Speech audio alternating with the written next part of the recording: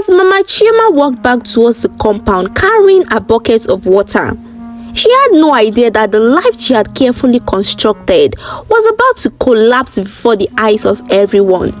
Not tomorrow, not next week, today, right now. Inside the shared kitchen, Mama Blessing and Mama Ngozi still stood frozen before the pots. The bubbling water seemed louder now. The floating leather scraps looked even sadder. The smooth stone knocked gently against each other as the water boiled. Talk, talk, talk. The sound felt almost painful.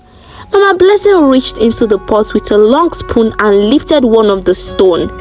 Heavy, smooth, cold despite the heat around it.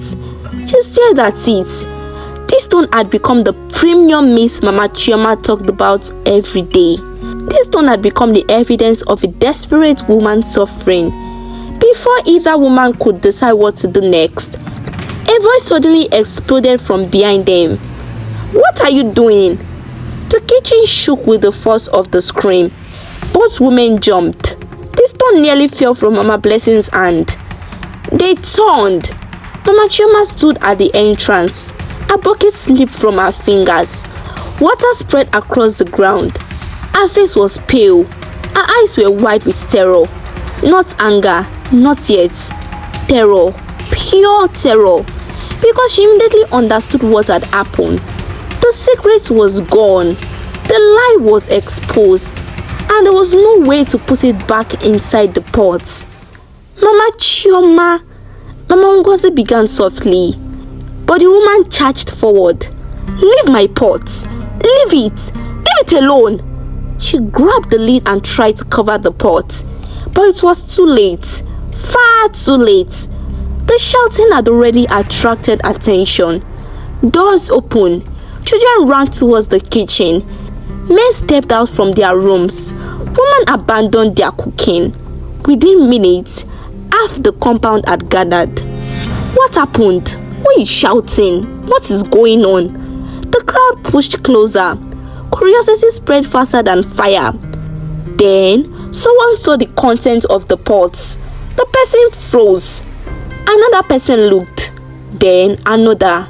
Soon, the whispers began. "Stones? These are stones. Wait, is that leather? What is happening here?" The compound fell into stunned silence. Nobody could believe what they were seeing. This was the famous soup, the legendary aroma, the premium meat, the expensive ingredients, the source of months of boasting. It was nothing but boiling stone. Mama Chioma stood trembling. Her breathing became uneven. She looked around desperately. Faces everywhere, judging, watching, realizing the image she had fought so hard to protect was crumbling before her eyes. Mama Blessing lowered the stone slowly. Her voice softened. "Mama Chioma." But before she could continue, Mama Chioma exploded. "Yes, look at it. Look at everything." The crowd became silent again. Tears streamed down her face. For months, she had carried the burden alone. For months, she had buried her shame beneath arrogance. Now, the dam had broken and everything came rushing out. "Are you all happy now? Have you seen it? There is no meat. There is no fish. There is no expensive soup." Her voice cracked. There is nothing. Absolute silence. Not even the children spoke. The woman pointed towards her room. "My husband lost his job 8 months ago." More tears. "We sold everything. The television, the freezer, the generator, everything." People exchanged shocked glances. Many had suspected hardship. Nobody realized it was this bad. "I didn't know what to do." Her shoulders shook violently. "I was ashamed. I was afraid. People respected us before. People admired us before. I couldn't bear watching everybody know that we had fallen." She covered her face. "So I pretended." The words echoed across the compound. So I pretended.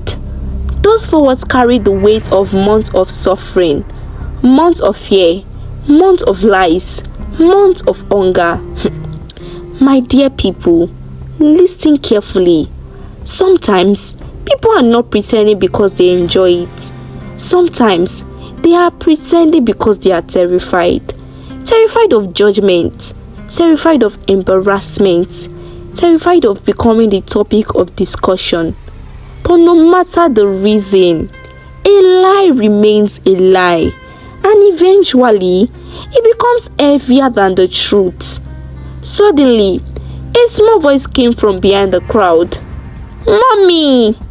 Everyone turned. Little Chidera stood near the doorway of their room.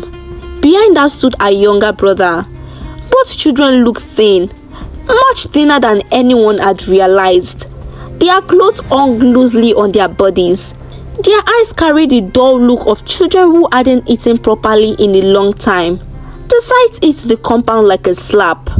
"Mommy," the little girl whispered again, "I am hungry."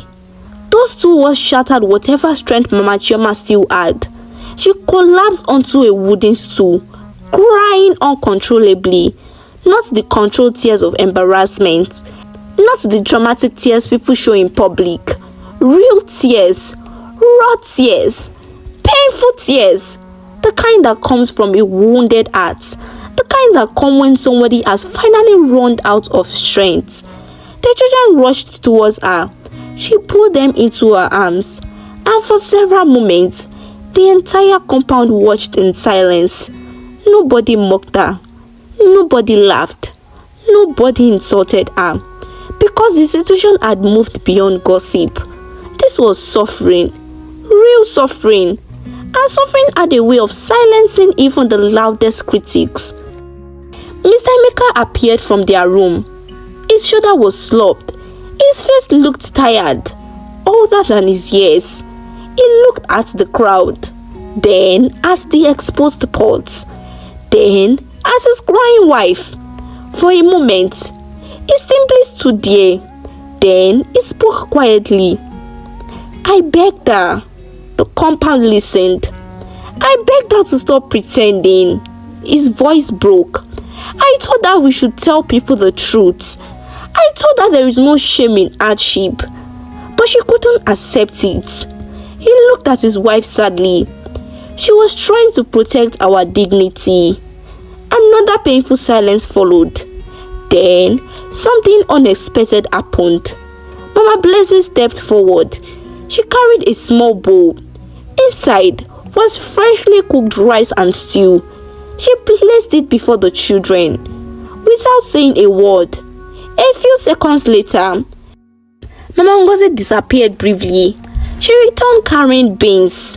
Another woman brought bread. Another brought gari. Another brought fish. Another brought vegetables.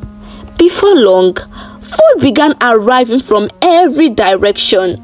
The compound transformed. The same neighbors Mama Chioma had insulted, the same neighbors she had mocked, the same people she had looked down upon, were now helping her. The children stared in amazement. Mama Chioma stared too, unable to believe what she was seeing.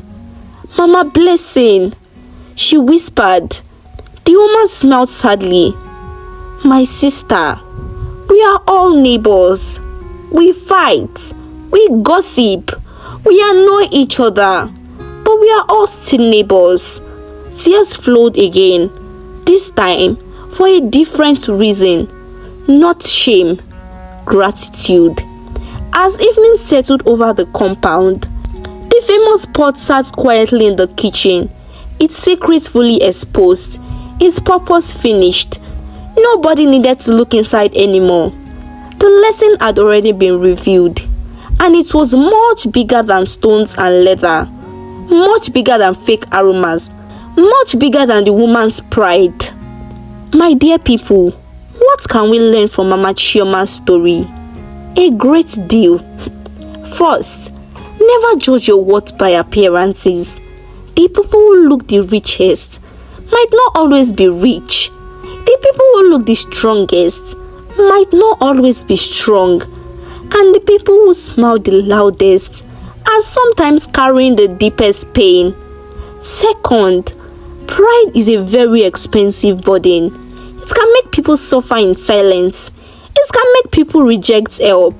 It can make people choose appearance over reality. And finally, remember this: a life built on a lie is like a house built on sand.